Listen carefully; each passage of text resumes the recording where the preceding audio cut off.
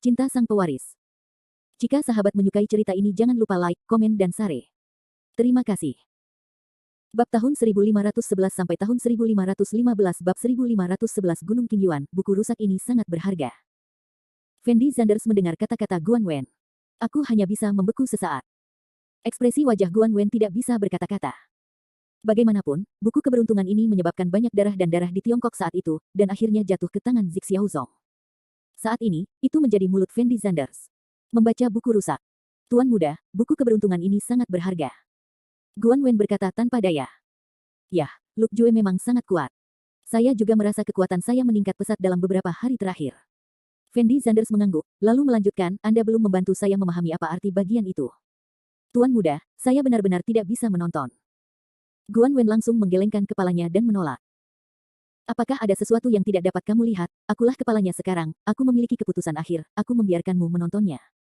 Jawab Fendi Zanders langsung. Tuan muda, hanya Tuan yang bisa melihat ini. Guan Wen berkata tanpa daya. Di mana ada begitu banyak aturan. Hal bagus seperti itu masih tersimpan. Terlalu pelit, dan tidak sesuai dengan temperamen sekte Zik Xiao Anda. Setelah saya menjadi master, saya akan membuat salinannya untuk semua murid. Biarkan kalian semua menjadi lebih kuat, sehingga saya bisa sedikit rileks. Kata Fendi Zanders sembarangan. Guan Wen memandang Fendi Zanders dan benar-benar tidak tahu harus berkata apa. Saat Guan Wen bertemu Ye Juechen, dia merasa gaya Ye Juechen dalam melakukan sesuatu adalah bohemian dan tidak pernah mengikuti aturan. Sekarang dia merasa Fendi Zanders dan Ye Juechen dibandingkan dengan debu, bahkan lebih buruk. Tuan muda, Anda belum benar-benar mengambil alih sekte Zik Xiao, Anda menyakiti saya dengan membiarkan saya membaca buku keberuntungan ini.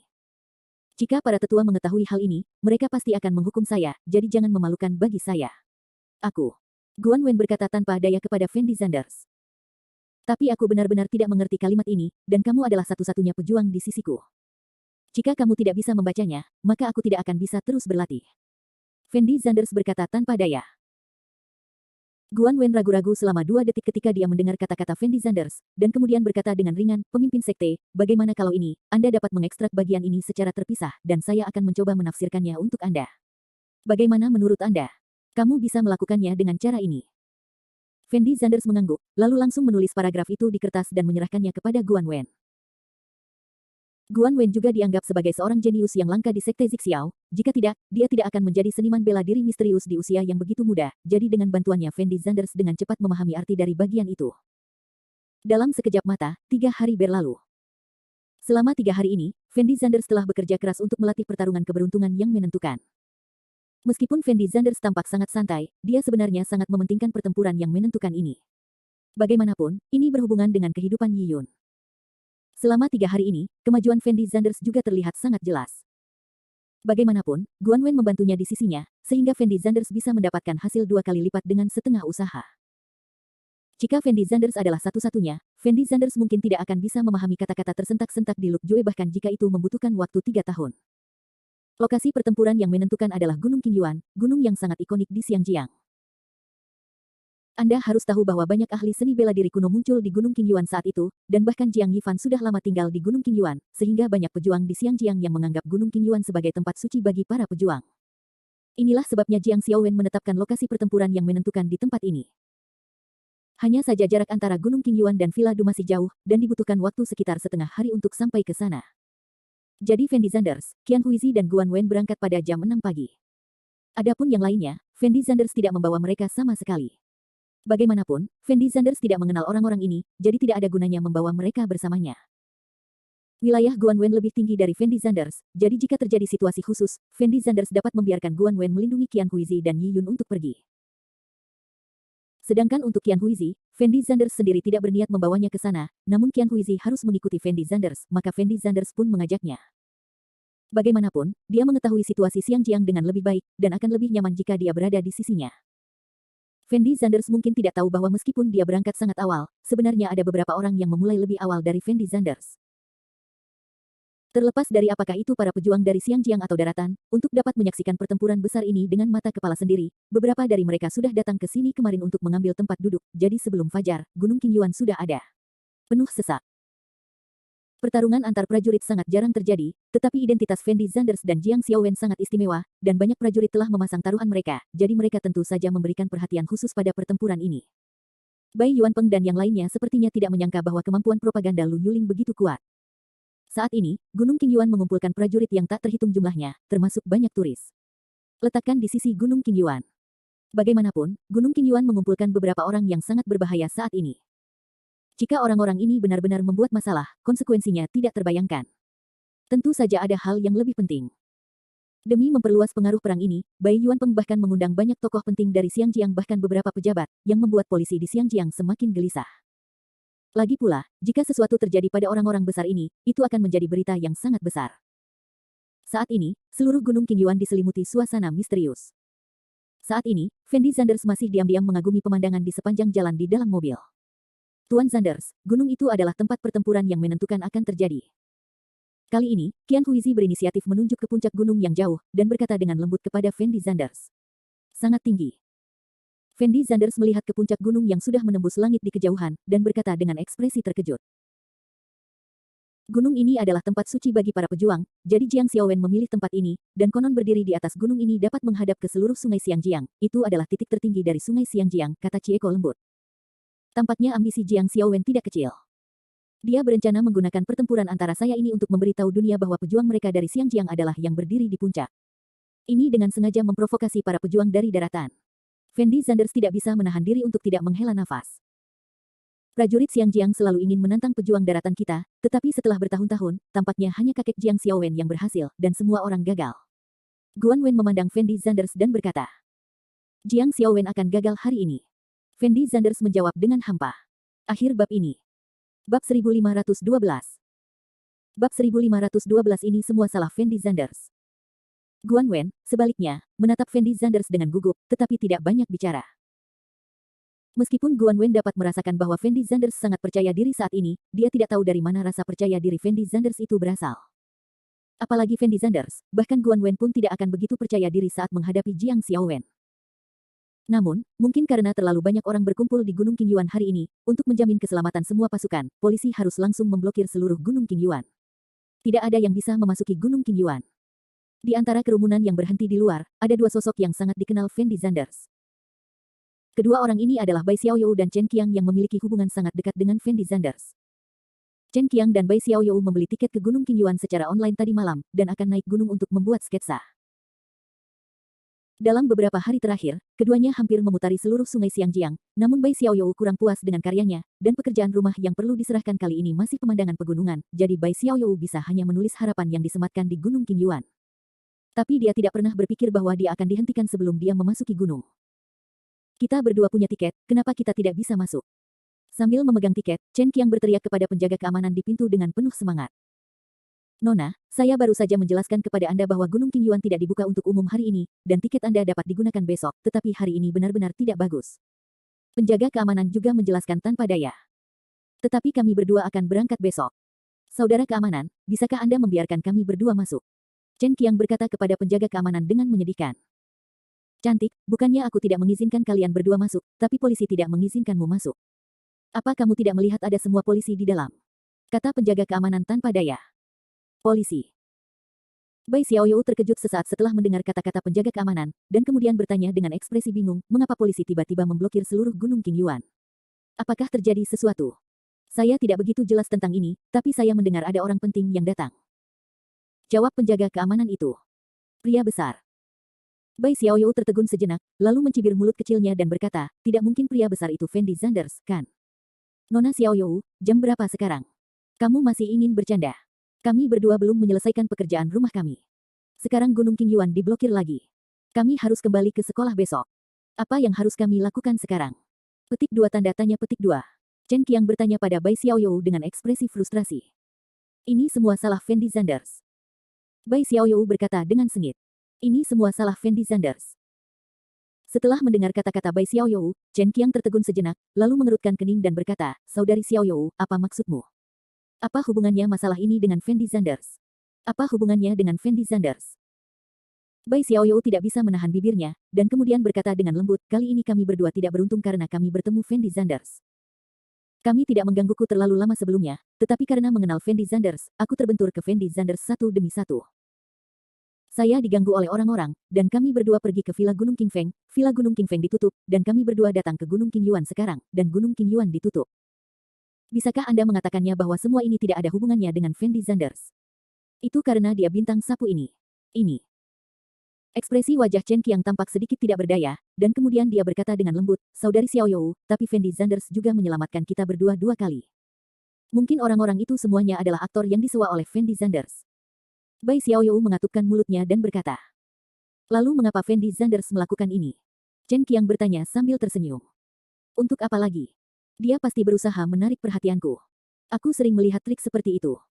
Bai Xiaoyu merasa bahwa dia telah menebak semuanya, jadi dia mengatakannya secara langsung. Tetapi saudari Xiaoyu, Fendi Zanders, sepertinya belum pernah menghubungimu, dan terakhir kali kamu menawarkan untuk mengundang Fendi Zanders makan malam. Fendi Zanders sepertinya menolak, bukan? Chen Qiang berkata sambil tersenyum. Ketika Bai Xiaoyu mendengar kata-kata Chen Qiang, wajahnya tampak sedikit malu.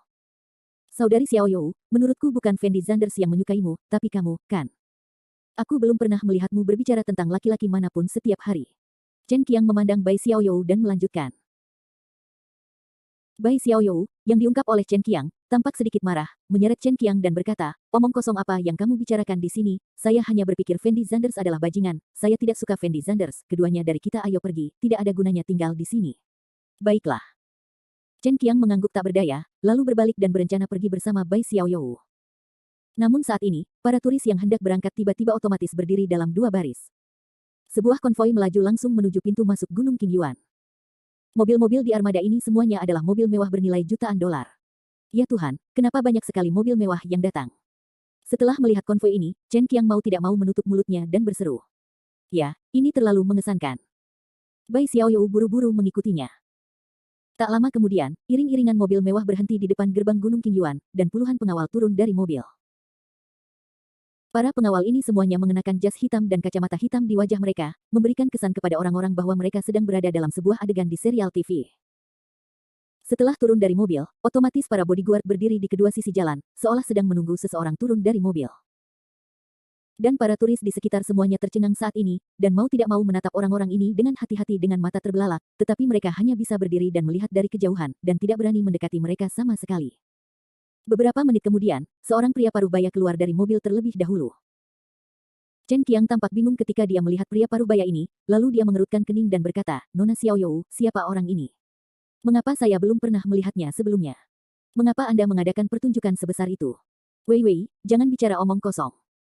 Ekspresi wajah Bai Xiaoyu sedikit gugup, dan dia dengan cepat menutup mulut Chen Qiang. Nona Xiaoyu, apa yang kamu lakukan? Chen Qiang bertanya dengan nada bingung. Saya kenal orang ini adalah saudara gangster Xiangjiang kami, jika kata-kata Anda didengar olehnya, saya pikir hidup Anda akan hilang. Bai Xiaoyu berkata kepada Chen Qiang dengan sangat hati-hati. Saudara Dao Hitam. Setelah Chen Qiang mendengar kalimat ini, ekspresi wajahnya sedikit terkejut. Itu benar, orang ini ada di sana ketika pesta ulang tahun patriar keluarga Bai kita diadakan, dan aku juga mendengar dari orang-orang di keluargaku. Bai Xiaoyu menjelaskan dengan lembut. Akhir bab ini. Bab 1513. Bab 1513 bos muncul. Tetapi jika itu hanya karena orang ini, maka seluruh Gunung King Yuan tidak akan diblokir, kan? Ekspresi wajah Chen Qiang tampak semakin bingung.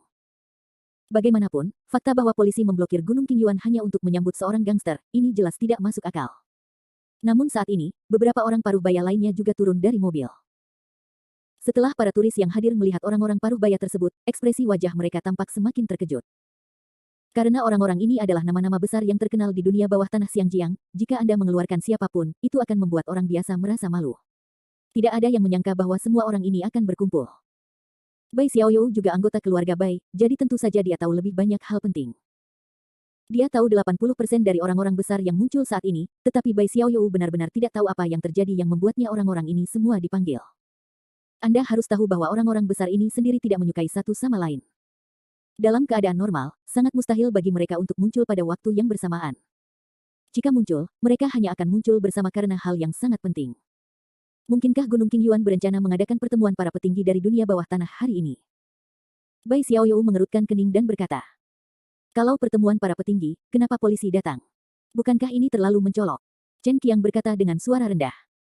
Kamu benar. Bai Xiaoyu mengangguk, lalu melanjutkan, jangan pergi sekarang, mari kita lihat apa yang terjadi. Jelas sekali, kemunculan orang-orang ini langsung membangkitkan rasa penasaran Bai Xiaoyou, dan Bai Xiaoyou sangat ingin tahu apa yang akan terjadi selanjutnya. Sesaat kemudian, orang-orang yang disebut sebagai orang hebat ini semuanya berdiri di depan sebuah mobil. Di antara mereka, seorang pria bertubuh besar dengan status tertinggi membuka pintu mobil dengan sangat hormat. Setelah pintu mobil dibuka, sepasang kaki ramping dan putih menyembul dari dalam mobil. Meski tidak ada yang bisa melihat dengan jelas seperti apa rupa orang yang berada di dalam mobil saat ini, namun terlihat dari sepasang kakinya yang indah bahwa wanita tersebut memang cantik. Benar saja, ternyata seorang wanita cantik yang turun dari mobil. Dan wanita ini tidak lain adalah Lu Yuling. Sebagai penanggung jawab divisi Rockefeller, urusan terpenting Lu Yuling adalah mengendalikan dunia bawah tanah Xiangjiang. Ini juga alasan mengapa para bos ini memperlakukan Lu Yuling dengan sangat hormat.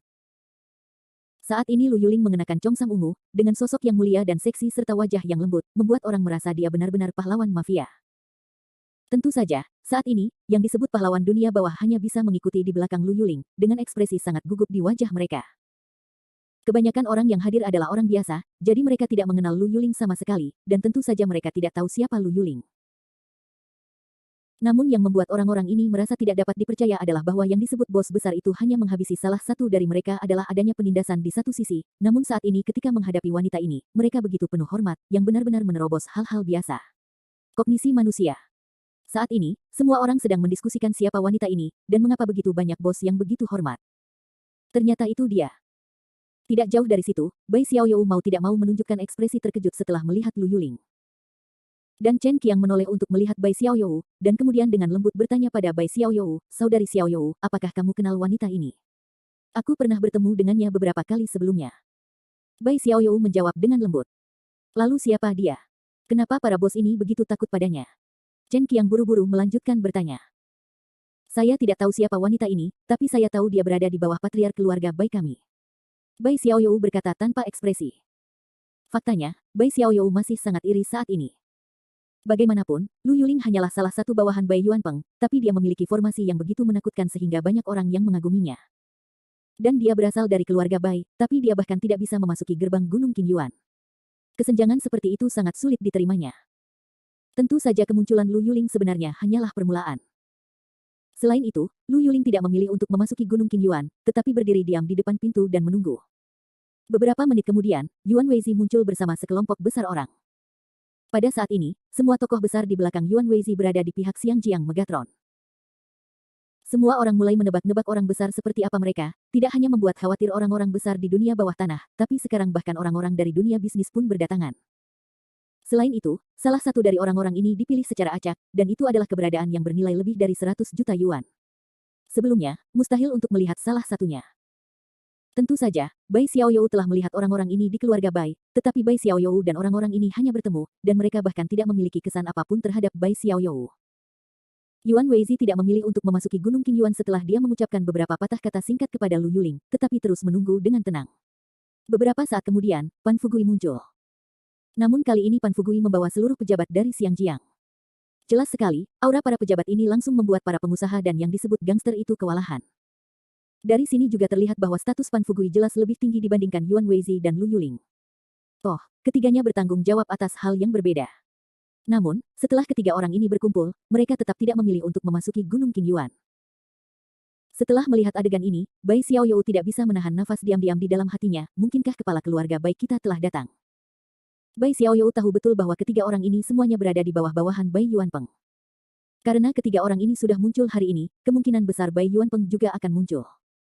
Benar saja, beberapa menit kemudian, dua mobil Mercedes-Benz berwarna hitam melaju perlahan. Mercedes-Benz berhenti di gerbang Gunung Qingyuan. Kemudian orang pertama yang turun adalah seorang anak laki-laki tampan berjas putih. Anak laki-laki itu tingginya hampir 1,85 meter, tampan dan tampan, serta memiliki temperamen yang luar biasa.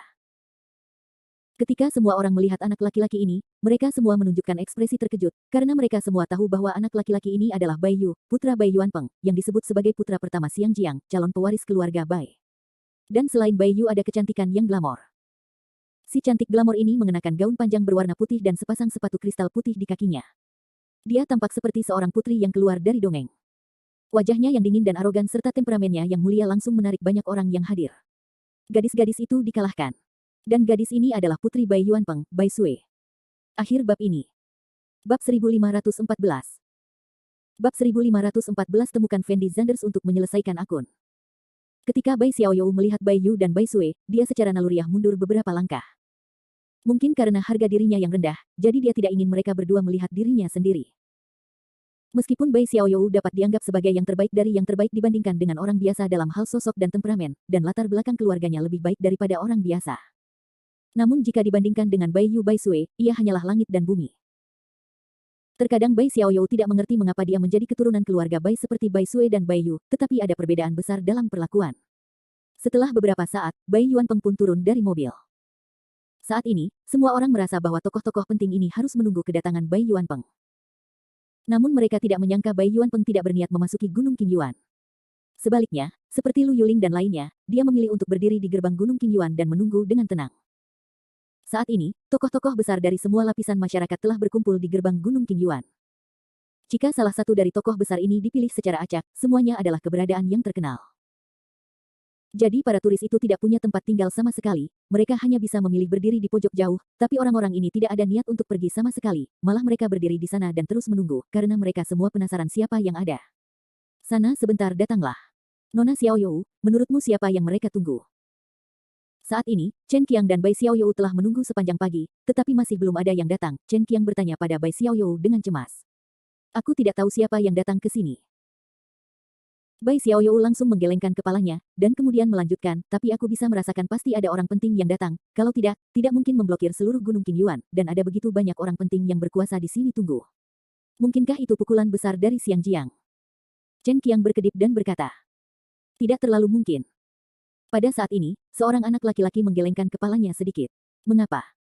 Chen Qiang membeku sejenak, lalu bertanya dengan ekspresi bingung. Bai Yuanpeng adalah orang terkaya di Xiangjiang kami, dan keluarga Bai juga merupakan keluarga terbesar di Xiangjiang kami. Sekarang bahkan jika Anda melihat keseluruhan Xiangjiang, tidak ada yang bisa membuat Bai Yuanpeng menunggu seperti ini. Saya pikir itu seharusnya menjadi tembakan besar dari daratan yang akan datang atau mungkin tembakan besar dari dunia akan datang, jika tidak, Bai Yuanpeng tidak akan pernah bisa menunggu seperti ini. Anak laki-laki itu menganalisis dengan serius. Menurutku apa yang dia katakan masuk akal. Bai Xiaoyou tahu sedikit tentang Bai Yuanpeng, jadi dia langsung mengangguk. Setelah anak laki-laki itu mendengar kata-kata Bai Xiaoyou, dia tidak bisa menahan diri untuk tidak melirik ke arah Bai Xiaoyou, dengan ekspresi terkejut di wajahnya, dan berkata sambil tersenyum, cantik, kamu sangat cantik, bisakah kita berdua meninggalkan informasi kontak? Kontak informasi. Mendengar kalimat ini, Bai Xiaoyou tidak bisa menahan tawa, lalu menunjuk ke posisi Bai Yuanpeng dan berkata, tahukah kamu apa yang saya sebut orang itu? Disebut apakah itu? Anak laki-laki itu bertanya dengan curiga. Aku harus memanggilnya paman. Bai Xiaoyou menjawab. Anak laki-laki itu tertegun sejenak, lalu berkata dengan ekspresi menghina, cantik, jika kamu tidak ingin memberiku informasi kontakmu, kamu tidak perlu melakukannya, tetapi kamu tidak perlu mencari alasan seperti itu. Berbohong padaku. Jika kamu benar-benar memanggil paman Bai Yuanpeng, kamu tidak perlu berdiri di sini lagi. Setelah Bai Xiaoyou mendengar kata-kata anak laki-laki itu, keanehan muncul di matanya, dan dia tidak mengatakan apa-apa setelah menarik napas dalam-dalam. Banyak orang mengira jika Bai Xiaoyou memiliki kerabat seperti Bai Yuanpeng, dia pasti bisa naik ke surga sendirian, namun nyatanya, kekejaman sebuah keluarga besar berada di luar imajinasi orang awam. Bai Yuanpeng selalu mengutamakan kepentingan. Jika dia tidak bisa memberikan manfaat bagi Bai Yuanpeng, bahkan status putranya sendiri di keluarga Bai akan sangat rendah. Bai Yuanpeng memiliki 6 putra dan 3 putri. Tapi hanya Bai Sui dan Bai Yu yang diumumkan ke publik, dan yang lainnya mungkin lebih buruk dari Bai Xiaoyou sekarang. Inilah kekejaman Bai Yuanpeng. Saat ini, Bai Sui tampak sedikit tidak sabar untuk menunggu, dan mengerutkan kening pada Bai Yuanpeng dan berkata, ayah, apakah Fendi Zanders masih datang? Apakah dia sudah meninggalkan Xiangjiang? Tidak mungkin, Fendi Zanders pasti akan datang hari ini. Bai Yuanpeng berkata dengan nada sangat percaya diri. Ayah, bagaimana kamu tahu bahwa Fendi Zanders tidak akan melarikan diri? Bai Yu bertanya setelah tertegun sejenak. Fendi Zanders telah meminta seseorang untuk mentransfer 100 miliar dolar AS ke Bank Swiss. Sejak Fendi Zanders mengambil uang itu berarti Fendi Zanders pasti akan datang. Tunggu dengan sabar. Bai Yuanpeng menjelaskan. Setelah Bai Sui dan Bai Yu mendengar kalimat ini, mereka semua menunjukkan ekspresi terkejut.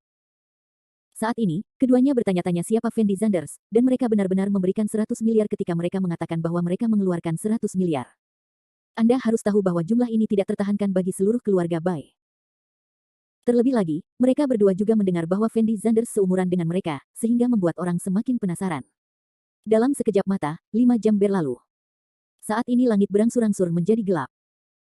Namun semua orang tetap tidak memilih untuk pergi, karena saat ini orang-orang besar itu juga sedang menunggu dengan tenang. Tidak, aku mati kelaparan. Aku benar-benar tidak bisa menunggu lebih lama lagi. Ayo kembali. Bai Xiaoyou merasa seperti orang bodoh hari ini, tiba-tiba menunggu di sini sepanjang hari tanpa alasan, dan orang-orang terus mencoba untuk memulai percakapan dengannya, dia jelas tidak tahan sekarang. Aku sudah lama ingin pergi, aku tidak tahu apa yang ditunggu orang-orang ini di sini. Chen Qiang sendiri tidak terlalu tertarik dengan hal-hal ini, jadi dia buru-buru setuju ketika dia mendengar bahwa Bai Xiaoyou akan pergi. Tapi ketika keduanya hendak berbalik dan pergi, seorang pria muda dan dua wanita muncul di hadapan semua orang. Tentu saja, semua orang memperhatikan mereka bertiga bukan karena pemuda itu, tapi karena kedua wanita itu. Entah itu Qian Huizi atau Guan Wen, mereka berdua adalah wanita cantik terkemuka, jadi semua orang fokus pada mereka berdua. Bagaimana Fendi Zanders, sang bintang sapu, datang ke sini? Ekspresi wajah Bai Xiaoyou sedikit bersemangat. Ya, kebetulan sekali, saya bertemu Fendi Zanders lagi. Chen Qiang buru-buru menindaklanjutinya. Saya baru saja mengatakan mengapa saya sangat tidak beruntung hari ini. Ternyata itu benar-benar karena Fendi Zanders. Saya akan menyelesaikan rekening dengan Fendi Zanders. Setelah Bai Xiaoyou selesai berbicara, dia langsung berjalan menuju Fendi Zanders. Akhir bab ini. Bab 1515. Bab 1515 Sang Patriark marah. Chen Qiang mengikuti di belakang Bai Xiaoyou dengan ekspresi yang sangat terdiam di wajahnya. Meskipun Bai Xiaoyou mengatakan bahwa Fendi Zanders adalah bintang sapu, dia berjalan lebih cepat dari siapapun. Bai Xiaoyou berlari ke arah Fendi Zanders dengan marah, dan kemudian berteriak keras kepada Fendi Zanders, "Fendi Zanders, mengapa kamu ada di sini? Mengapa kamu di sini?" Fendi Zanders tampak sedikit terkejut saat melihat Bai Xiaoyou. Karena Fendi Zanders merasa bahwa dia dan Bai Xiaoyou sudah ditakdirkan, ini adalah ketiga kalinya mereka berdua bertemu. "Saya di sini untuk membuat sketsa, apa yang kamu lakukan di sini?" Bai Xiaoyou bertanya. "Aku di sini untuk mengurus sesuatu, seseorang menungguku di sini." Fendi Zanders berkata dengan ringan.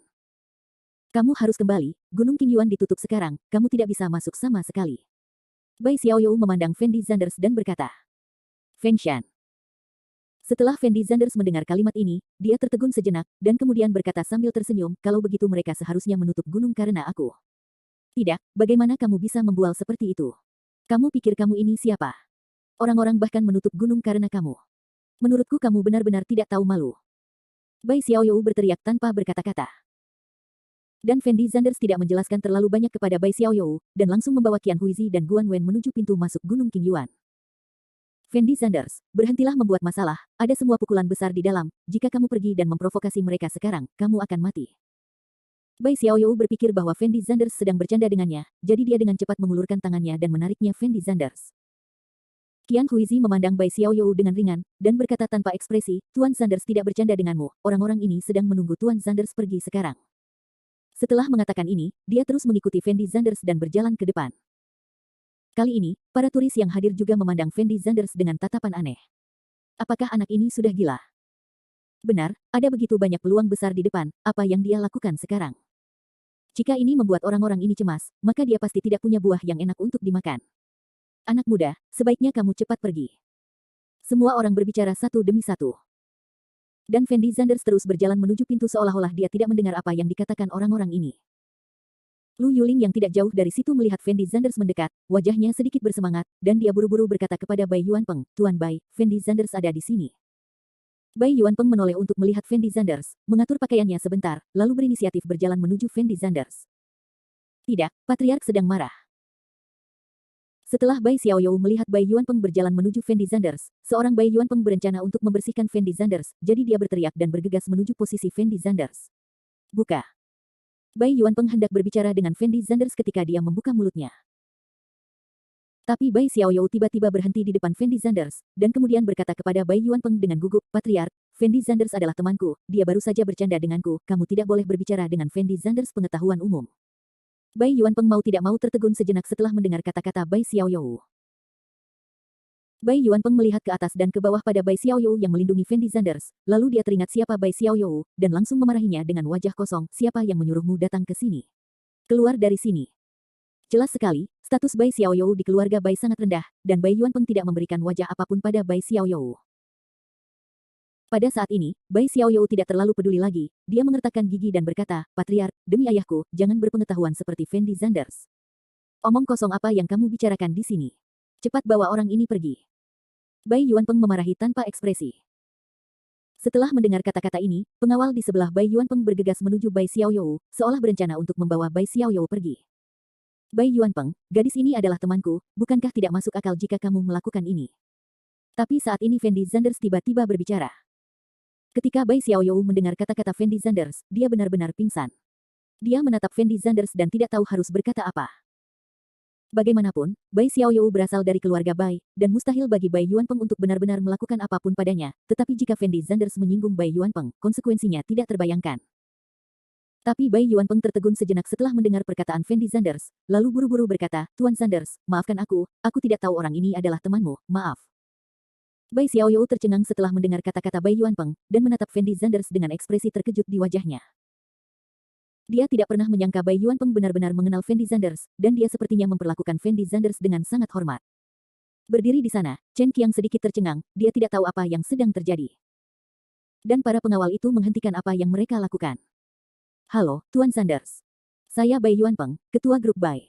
Ini pertama kalinya kita bertemu. Tuan Zanders memang muda dan menjanjikan. Bai Yuanpeng berkata pada Fendi Zanders sambil tersenyum. Setelah Bai Yuanpeng selesai berbicara, hampir semua orang yang hadir berinisiatif membungkuk kepada Fendi Zanders dan berkata, Halo, Tuan Zanders. Dalam sekejap, seluruh gunung Qingyuan menjadi sunyi senyap. Semua orang berdiri di sana dengan bodoh, dan mata Bai Xiaoyou membelalak.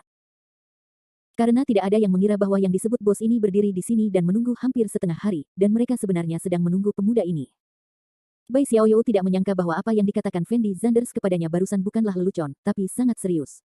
Orang-orang ini sangat menunggu Fendi Zanders. Apa yang terjadi di sini? Bibir Bai Xiaoyou sedikit bergetar, dan dia tergagap. Chen Qiang bahkan lebih tidak percaya. Bai Xiaoyou tidak tahu apa yang sedang terjadi, jadi Chen Qiang tidak bisa memahaminya lebih jauh lagi. Qian Huizi juga sangat terkejut saat ini, karena dia tidak menyangka para petinggi di Xiangjiang ini akan menerima Fendi Zanders sedemikian rupa. Bagaimanapun, Fendi Zanders adalah pewaris orang terkaya di dunia, dan Fendi Zanders juga murid Ye Juechen. Jadi saat ini, orang-orang ini sengaja berpura-pura menjadi seperti ini, dan tujuannya adalah untuk memberitahu dunia bahwa pertempuran antara Fendi Zanders dan Jiang Xiaowen tidak ada hubungannya dengan mereka, dan mereka hanya menonton kesenangan hari ini. Para turis yang hadir melihat posisi Fendi Zanders dengan ekspresi bingung yang tidak biasa di wajah mereka. Siapa orang ini? Benar, dari mana asal-usul orang ini hingga membuat begitu banyak bos berdiri di sini dan menunggunya? Apakah orang ini anak dari keluarga besar? Seharusnya tidak begitu. Bahkan jika dia adalah tuan muda dari keluarga besar, tidak mungkin dia menerima perlakuan setinggi itu. Menurutku dia mungkin putra dari orang besar. Itu adalah orang besar yang sangat kuat. Ditembak, bahkan putranya pun bisa menikmati perlakuan seperti ini. Kalau dia keluar sendiri, bukankah itu perayaan nasional? Lagi pula, turis-turis ini adalah orang-orang biasa, dan mereka tidak tahu apa yang akan terjadi selanjutnya.